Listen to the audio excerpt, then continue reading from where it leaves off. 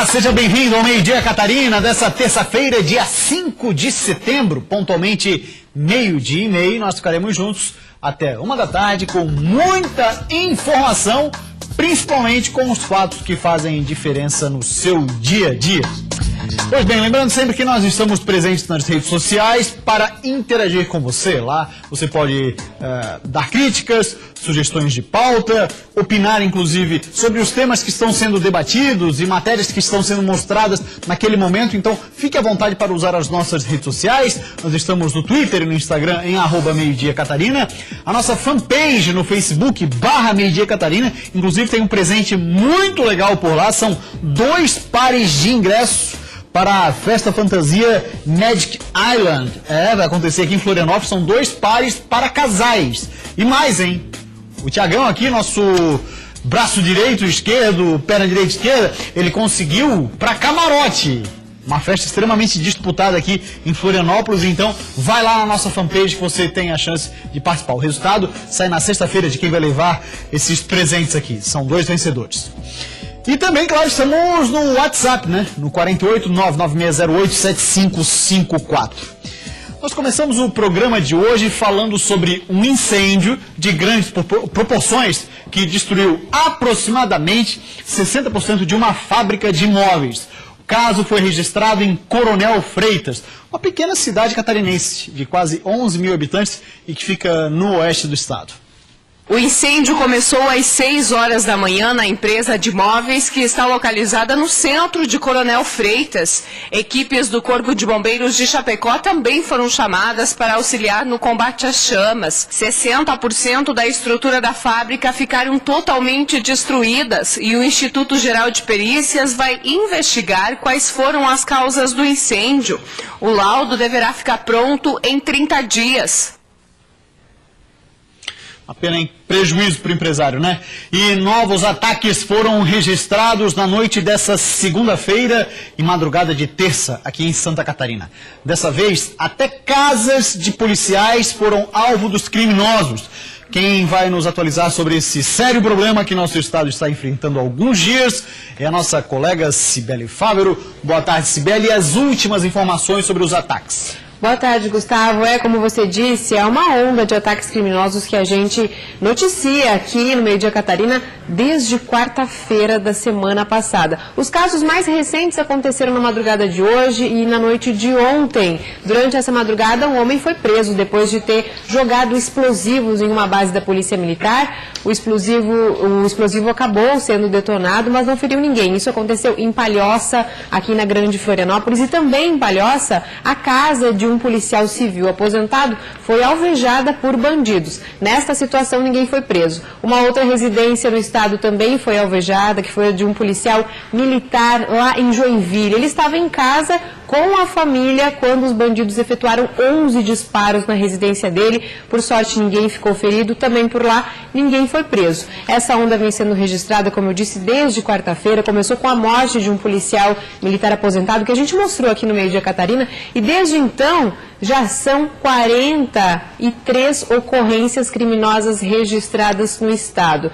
Isso aconteceu em pelo menos 20 cidades e 95 pessoas foram presas ou detidas, segundo a Polícia Militar. As regiões mais atingidas foram o Litoral Norte, a Grande Florianópolis e também o sul do estado. E segundo a Secretaria de Segurança Pública, essas regiões concentram o maior número de ocorrências exatamente por terem as facções criminosas mais rivais do estado, as que acabam entrando em confronto e por isso acabam reagindo. Também, segundo a Secretaria de Segurança Pública, essa ação dos bandidos seria um revide em relação ao combate ao tráfico de drogas que vem sendo intensificado aqui no estado nos últimos meses. Cerca de 3 mil policiais atuam nas ruas no combate a esses ataques e a gente vem acompanhando que eles vêm diminuindo gradativamente. Muito pode ser relacionado a essas prisões. Gustavo. Muito bem, obrigado, Cibele, pelas suas informações, e nós seguimos falando sobre a onda de ataques que assusta os catarinenses. Para isso, nós vamos debater o tema com o nosso especialista em segurança pública, Edgar Lopes. Boa tarde, Edgar. E mais uma vez, obrigado pela sua presença, né? Boa tarde, Gustavo. Boa tarde a todos vocês que nos recebem tão carinhosamente em suas casas. Antes da minha primeira pergunta, eu gostaria que você abrisse espaço aí para um ato bem interessante que você participou, representando inclusive aqui a nossa da TV Catarina, do Meio Dia Catarina. Foi a posse do novo CONSEG da região do Sol Poente. Nós fomos convidados a participar do evento e isso é uma grande iniciativa da sociedade, que ela precisa participar dessas ideias do Conselho de Segurança para que possa ajudar a polícia, as autoridades como um todo ao combate ao crime. Muito bem, agora voltando à questão dos crimes, Edgar, que a Sibeli estava relatando, casas de policiais sendo alvo dos criminosos, assusta muito, né? Existe solução imediata para a gente estancar essa sangria desatada que tem acontecido aqui no nosso estado? Não, Gustavo, infelizmente não existe uma solução imediata. O que nós temos que observar é que se a polícia, que é o braço armado, a última fronteira entre o cidadão e o criminoso, está sendo atingida, está sendo afetada, sem ela, nós realmente estaremos perdidos. Então, não existe uma solução imediata. O combate tem que ser enérgico, a justiça tem que entender que o policial precisa de mais autonomia para atuar e não um simples fato, às vezes um erro policial, e ele ainda é condenado, que afasta a autoridade do policial perante ao combate ao crime. Quando você fala para o policial ter mais autonomia perante a lei, o que seria? Gustavo, um policial, quando ele vai agir, ele tem que pensar 10 vezes antes de tomar uma atitude. Porque um disparo errado, um disparo em via pública, se ele não acerta o alvo e acerta um carro de um transeunte, ele vai sofrer um processo, vai ser afastado, penalizado e muitas vezes vai perder a função dele como policial. Ele é um pai de família ou uma mãe, né? E ele está ali para isso. Porém, se ele não tiver essa autonomia, essa tranquilidade de trabalhar, fica difícil combater o crime. E nessa onda de crimes que tem acontecido aqui em Santa Catarina, o que tem te chamado a atenção, Edgar? Você que já trabalhou no setor de inteligência da Polícia Federal, o que tem te chamado a atenção e se dá para a gente classificar determinados grupos que estão agindo dessa forma? Gustavo, a migração do crime das grandes cidades como São Paulo, como Rio, que vieram para cá e realmente fizeram universidade aqui no estado, o que me causa mais estranheza é a passividade ainda das autoridades verem isso como um terrorismo. É terrorismo essa atitude que estão tomando no nosso estado. Em uma situação dessa, por exemplo, terrorismo, a justiça pode classificar esses atos como terrorismo e se pode classificar atos como esse como terrorismo, né? Existe no nosso Código Penal algo específico nesse sentido ou não? Existem as leis de terrorismo e existe a lei que é do Código Penal, o artigo 121, por homicídios, que dá a pena de 12 a 20 anos, e no terrorismo que leva os crimes de 15 até 30 anos de retenção. O que acontece, Gustavo? Não existe ainda nenhuma condenação nesse tipo. Porém, é necessário que a sociedade, que a justiça, que as autoridades encarem isso de uma forma transparente e verdadeira. E numa situação como essa, onde a população acaba ficando extremamente assustada, qual é o papel da população no sentido de trabalhar como sociedade, para tentar ajudar e auxiliar as forças policiais que sejam, ou até a Secretaria de Segurança e tudo mais? A mais simples seria a do vizinho solidário, aquela onde a pessoa participa da segurança da sua rua, do seu bairro, conhecendo o seu vizinho, vendo se tem uma atitude suspeita na região e fazendo um grupo, uma rede de apoio a toda a vizinhança e com essas informações cederem à polícia novos fatos que possam fazer com que a polícia esteja mais atuante nos lugares com maior tipo de problema. Edgar, você falou em determinado momento que ainda te espanta a pouca atitude que tem tomado o Estado no sentido de combate a isso. No teu entendimento, o que poderia ser feito e o que está deixando de ser feito, melhor assim? Gustavo, eu acredito que o governador, junto com o chefe de polícia civil e o chefe da polícia militar, o comandante da polícia militar, e junto com o poder judiciário, deveriam sentar e traçar em conjunto medidas necessárias para o efetivo combate à criminalidade, com transparência, dizendo o que tem que realmente ser feito. Agora, a gente observou recentemente que as Forças Armadas auxiliaram na questão de segurança o Rio de Janeiro, que também enfrenta uma crise na segurança pública, além da saúde, também muito grande. As Forças Armadas aqui em Santa Catarina, seria exagero falar delas para no auxílio do combate a esse crime, Edgar? A Força Armada em Santa Catarina ela é muito pequena, né? E a situação dela, ela teria que ter um uma autorização especial para atuar na rua. Ela não tem o poder de polícia para atuar na rua. Pode ser feito, mas ela não tem esse poder para atuar na rua. E o policial, ele é um cidadão, ou melhor, o militar ele é um cidadão como você, como eu. Ele vai estar inerente a riscos e também vai pensar se aquele risco compensa ser tomado. É difícil você colocar o militar que não tem a experiência para atuar na rua como um policial tem. A impressão que dá no Rio, quando eles usam da força militar, é mais no sentido de inibir e também colocar tanques na rua, o que certamente chama atenção e causa apreensão nos criminosos. Sim, chama atenção, mas você nunca vai ver um tiro de um carro de combate, de um canhão numa favela. Aquilo é uma operação presença. Muito bem, Edgar, agradeço mais uma vez pela sua participação e eu lhe espero aqui na semana que vem. Gustavo, eu que agradeço a oportunidade, uma boa tarde a todos.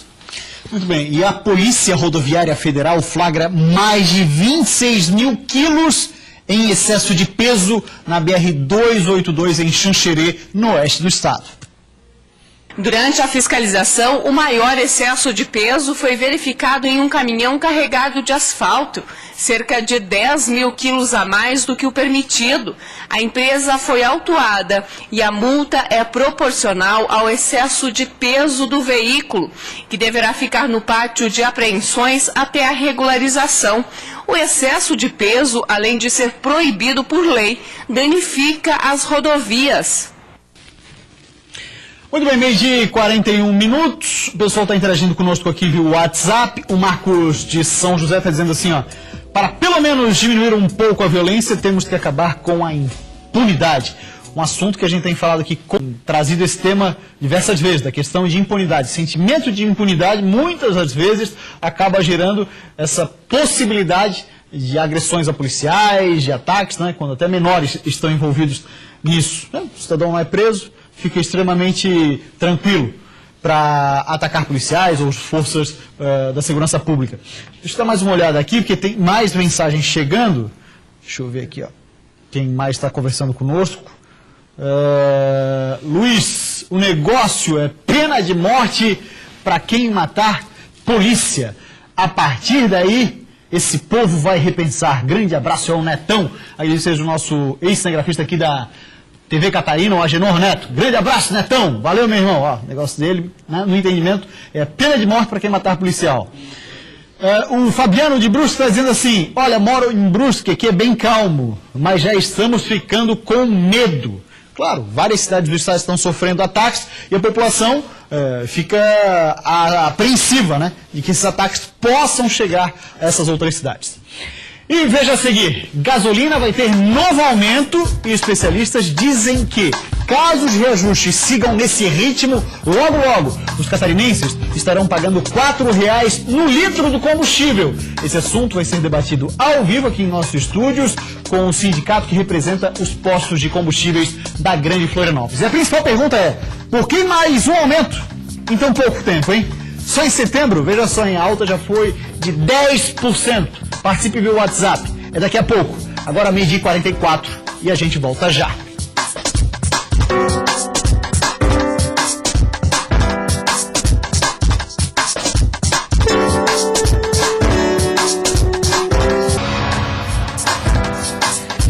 Meio-dia e 47, todo mundo está interagindo conosco aqui via as redes sociais. Chega um recado via WhatsApp do Jonathan William. Oi, meio-dia, Catarina, quero muito ir no Magic Island. Ainda não tive o prazer de curtir essa festa sensacional, mas como sou muito fã da música eletrônica, quero muito ir e poder levar a minha esposa. Ficaríamos muito felizes. Então tá, fique ligado aí, Jonathan William, que na sexta-feira sai o resultado de quem leva os presentes aí. E cada um leva um par de ingressos pro camarote, hein? E ele ainda completa, Gustavo, sou teu fã. Eu que sou teu fã, cara. É nóis, Alvinegro. É isso aí, o Figueira precisa ganhar. Falando em futebol, viu, Jonathan? Uma nova pesquisa do ranking de torcidas em Santa Catarina, seu Mu, tá gerando bastante polêmica nas redes sociais, hein? O Instituto Mapa foi às ruas dos 30 municípios mais populosos de Santa Catarina, entrevistou 1.000 moradores e fez a seguinte pergunta, considerando somente os times do estado, por qual você torce em primeiro lugar? Vamos dar uma olhadinha no resultado, seu Mu? Tu sabe, é? Então vamos dar uma olhadinha. Pessoal de casa, vamos ver se sabe também. Ó, Aí a gente aproveitou para fazer um comparativo, pesquisa que foi feita pelo Instituto Mapa em 2010, em junho, e em março deste ano. Olha só, Chapecoense que tinha 9%, foi para 26%. Isso, muito provavelmente, por conta da trágica, né, morte de tantas pessoas naquele acidente lá na Colômbia. O Joinville, que tinha 11%, diminuiu o número de torcedores, 9%. É o segundo time com mais torcida. O Criciúma se manteve com 9%. O pessoal lá é fiel, amor. Não quer saber, é fase ruim, fase boa. Aqui é Tigre 100%. Ó, o Nereu tá falando aí. O Figueira perdeu 2% aí, de 2010 para 2017. 8% figueirense, hein? O Avaí, veja só, hein, perdeu 11%. É coisa, hein? Não, eu tô fazendo matemática errada aqui, eu tô fazendo certo. Tá certo? Tô certo, né? É isso aí, né? Eu fiz jornalismo, eu fiz matemática, não sou economista. Mas é isso aí mesmo. 11%. Cadê a rapaziada? Cadê a rapaziada aí? Cadê o pessoal? 8%. Impressionante essa queda. O Inter de Lages cresceu. Tinha 1%, foi para 4%. O Metropolitano manteve-se, o Metrô Bala do Vale, o Bruscão aumentou, de 1% foi para 2%. Um projeto aí de longo prazo, né? Que o pessoal tem disputado Série D e tal, tem feito times competitivos. E o Tubarão sequer foi citado em junho de 2010. Nem sei se estava em atividade nessa época, acho que estava fora de atividade. Hein? E aí agora apresenta 2%. O Marinheiro, em Marcelo Dias, time muito tradicional, o mais antigo do estado de Santa Catarina, no futebol profissional, de 2% foi para 1%. Outros times, de 4% para 2%. Aí tem um dado ali interessante, que antes 32% dos entrevistados disseram que não torciam para nenhum time. Agora 25%. O pessoal ganha simpatia e muito provavelmente a Chapecoense, a gente sabe, acaba caindo na simpatia das pessoas por conta daquele trágico acidente. Não é uma maneira legal, evidente, de você arrebanhar torcedores. Mas o fato é que hoje a Chapecoense, segundo a pesquisa do Instituto Mapa, é o time com o maior número de torcedores. Me chamou a atenção a queda expressiva do Avaí, hein, Mu? Né? O Avaí perdendo 11% aí. E o Mu, que é o nosso frequentador aqui lá do Estádio da Ressacada, né? Ele comenta que ano a ano tem caído a participação do público lá, né? Esse ano, inclusive, vai disputando uma Série A de Campeonato Brasileiro. A grande verdade, sabe o que é, Mu, também? Um detalhe que é importante a gente falar é que os times de Santa Catarina, o pessoal não está mais com essa de só disputar a Série A por disputar. O pessoal quer disputar para fazer alguma coisa legal. Porque depois ali perde a graça, né? No começo é bacana, né? Tu vai ver Corinthians, tu vai ver São Paulo, tu vai ver Palmeiras, tu vai ver Grêmio, Internacional, com super times, mas depois tu perde a graça, né? Depois passa essa novidade. Muito bem. E a Petrobras anunciou nesta semana, o Thiago já se levantou ali, deve estar apavorado com o tempo. A Petrobras anunciou nesta semana mais um aumento nos preços da gasolina em suas refinarias, que passam a acumular alta de mais de 10% nos poucos dias, a gente está no dia 5, nos poucos dias do mês de setembro. O aumento da gasolina é de 3,3% e o do diesel de 0,1%. Com os últimos reajustes, a gasolina acumula acréscimo de mais de 11% desde a semana passada e o diesel ficou quase 9% mais caro nas refinarias. A alta é justificada pela subida dos preços do petróleo no mercado internacional após a passagem do furacão Harvey, que obrigou refinarias no estado americano do Texas a interromperem a produção. Muito bem, sobre esse assunto nós vamos conversar daqui a pouquinho com o diretor do Sindicato de Revendedores de Combustíveis da Grande Florianópolis, o Joel Fernandes, que ele já está aqui em nossos estúdios. Então você pode participar conosco sobre esse tema daqui a pouquinho aí, através do nosso WhatsApp, Facebook, Twitter e Instagram. Agora 12h52 e o Meio-Dia Catarina volta já.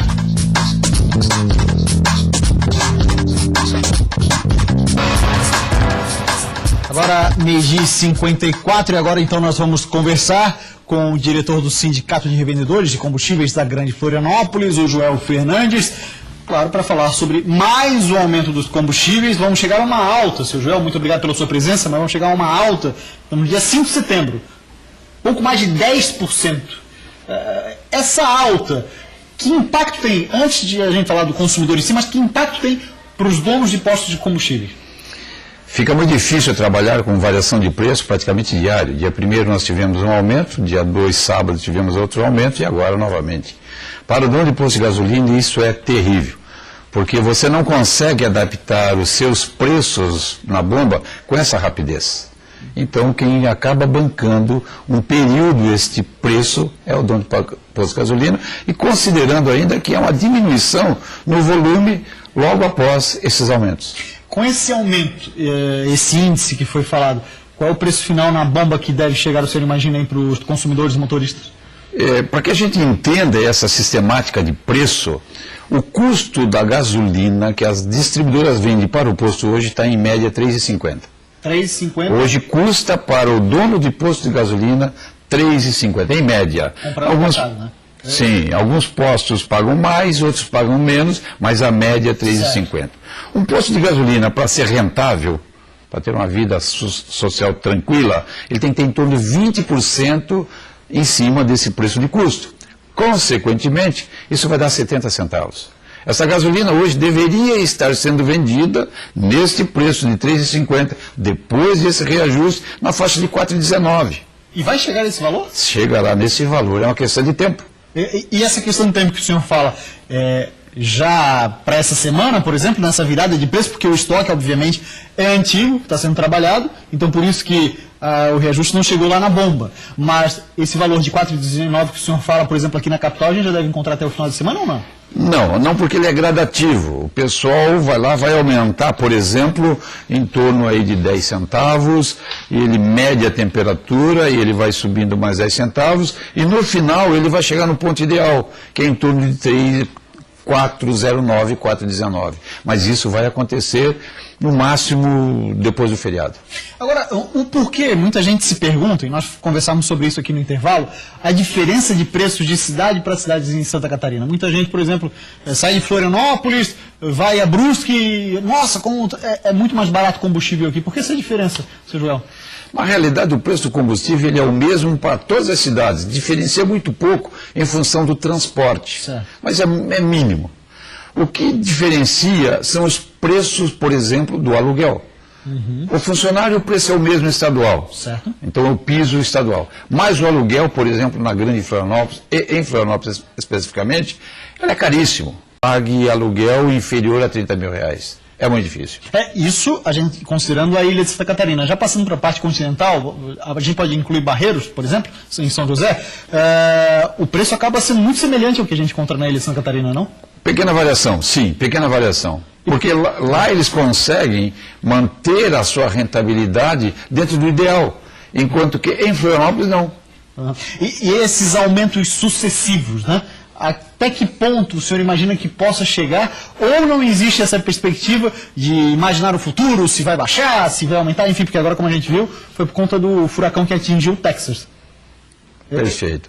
É muito difícil você fazer essa previsão, porque a Petrobras ela faz as suas alterações de uma forma técnica para elas, mas não para nós. Certo. O ideal para o posto de gasolina para o consumidor seria voltar à posição anterior, aonde ela tinha um colchão, tanto para cima como para baixo, e esporadicamente, uma vez ao ano, uma vez ao semestre, ela vai lá e muda o preço. Esta forma ficou muito difícil trabalhar no segmento de posto de gasolina. O que a gente tem observado é que tem acontecido mais aumentos, né, vindo da refinaria, no caso diretamente para o revendedor, mas mais aumentos do que a redução do preço, né? Com certeza. E nós aí temos mais um agravante. Como o dono de posto de gasolina não compra produto direto da Petrobras, ele acaba comprando da distribuidora. As distribuidoras, de forma geral, elas são muito rápidas em aumentar o preço, mas são muito lerdas para diminuir o preço, porque ela tem uma vantagem, evidentemente. E quem paga? É o dono do posto de gasolina e o consumidor. Rapidinho para a gente fechar, tem uma situação que acontece em outros países, no México, Estados Unidos, onde é o self-service. Né? Isso aí certamente acarretaria na redução de preço. Aqui ninguém está falando, evidente, na questão de desemprego em si, mas pensando no ponto final e até no sentido de reflexão. Isso no Brasil não é possível? Não é possível porque existe uma lei no Brasil que proíbe o self-service. E se isso fosse possível, com certeza, os custos de colocação do preço da gasolina final, ela iria reduzir aí, sem sombra de dúvida, de 25% a 30%. Pagaria hoje, então, aproximadamente R$ 3,20. Em torno disso. Muito bem. Seu João Fernandes, eu agradeço demais a sua participação. Imagino que seu telefone não parou aí atendendo os seus representados, né? É verdade, é verdade. Muito bem. E o Meio Dia Catarina dessa terça-feira fica por aqui. Para você, uma ótima tarde. Nos veremos amanhã a partir das 12h30. Muito obrigado pela sua companhia e até amanhã.